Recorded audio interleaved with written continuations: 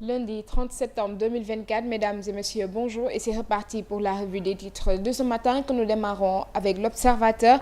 À sa une, législative intercoalition de l'opposition, les premières fissures, le partage des sièges dans les départements de Dakar et au nord, révolte le camp de Amadouba, le malaise Diouf Sarr à l'APR et la vague de départ à l'AFP, le point sur les listes déposées à la DGE, état des lieux, mensonges, falsification, corruption, l'étonnant silence des accusés. Toujours avec l'Observateur, Madické Cissé, directeur de la prévention et de la gestion des inondations, 248 écoles inondées et plus de 2 millions de mètres cubes d'eau pompée. Nous poursuivons avec les Échos. À sa une au Togo pour soutenir des opposants, Guy Marius Sagna sérieusement malmené. Des gros bras l'ont blessé à la tête et aux bras. Ils sont supposés être proches du pouvoir de Faure Gnassingbé. Toujours avec les Échos, Takku Wallu Jàmm ak Njëriñ Sàmm Sa Kàddu se donnent la main. Les trois grandes coalitions de l'opposition créent une intercoalition triple XL. Macky et Karim et compagnie, Amadou Ba et compagnie, Khalifa Sall, Moustapha Sy et compagnie font bloc les départements. Chaque coalition aura sa propre liste nationale.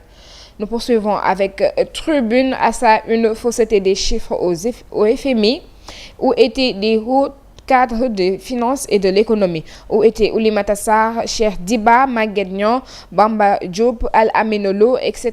Les directeurs de la programmation budgétaire et du budget sont au cœur des finances publiques. Les hauts gardes ne savent-ils pas que les chiffres étaient falsifiés et des fonds détournés? Toujours à sa une avec Tribune, agissement du directeur général de l'agence d'électrification rurale, une défiance qui interroge. Nous poursuivons avec Critique. À sa une, Bougane sur les falsifications des chiffres économiques, cher débat au dos du mur. La tentative du Premier ministre Ousmane Sonko de ménager son ministre des Finances et du Budget, cher débat à l'époque des faits de gangstérisme financier, directeur de la programmation budgétaire, intrigue le mouvement Gëm Sa Bopp Les Jàmbaar qui exige sa démission et des explications plus détaillées du gouvernement. Comité ad hoc de facilitation, Alioune Tine et compagnie butent sur la rigueur des délais cadres de concertation institutionnelle vers un arrêté pour encadrer le jeu politique. Toujours avec critique, Rougui Diagne sur le concept qui charme à Dakar. Notre vision va bien au-delà des apparences physiques.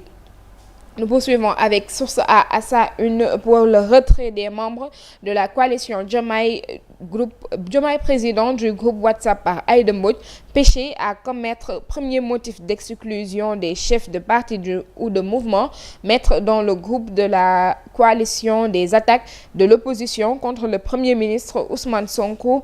Aïda Mbodj supprime d'abord le ou les messages et quand le ou les auteurs des messages remettent ça, la lionne du Bawol les vire tout bonnement. Toujours avec Source A, démis du PDS et interdit de toute utilisation de ces symboles.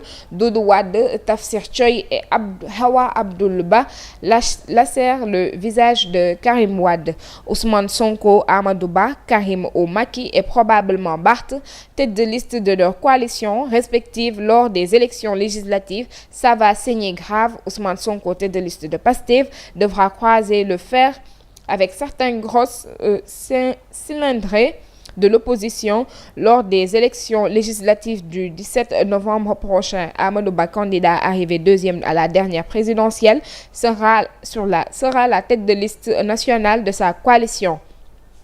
Nous poursuivons avec Bës Bi Le Jour. À ça, une prorogation des délais de dépôt, espoir doucher du moins un consensus entre les parties prenantes samedi. Le ministre de l'Intérieur approuve, ses supérieurs désapprouve. Le comité ad hoc de facilitation préoccupé par le refus. Jean-Baptiste Tine veut la fin des manifs à la place de la nation. Opinion, le projet à l'épreuve des chiffres de Macky. Abdou Latif Confo Sonko.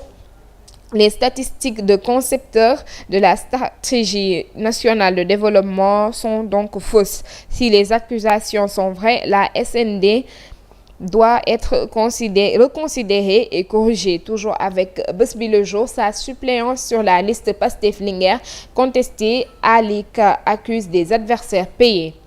Nous poursuivons avec Walf Quotidien à sa une déficit budgétaire vers une cure d'austérité. Cherté de la vie, chômage, emploi précaire, des syndicats étalent leurs craintes. Toujours avec Walf Quotidien, chronique de Ibrahima Anne, les vieilles recettes ont la vie dure.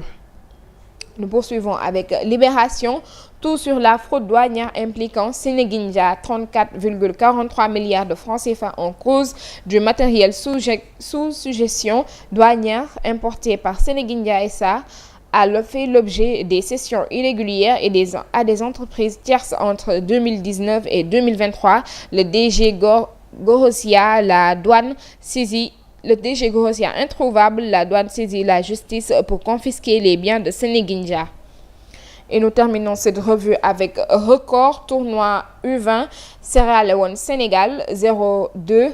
Les Lionceaux restent rois de la sous-région. Et de 3 pour le Sénégal en 5e édition. Le bijou de Pauletta, MVP de la finale. Mamour Ndiaye encore meilleur gardien. Cheikh Tidiane Thiam co-meilleur buteur. Toujours avec record buteur avec Al Hilal, Monaco et Lazio Rome. Koulibaly impérial, Camara héroïque, Boulaye épatant. Lutte face à face de feu pour combat royal. Modulo et Siteu soufflent sur la braise. Et c'était tout pour cette revue des titres de ce matin. Nous vous donnons rendez-vous demain, Inch'Allah. D'ici là, l'information continue sur Presse Afrique TV HD et sur le site www.presseafrictv.com.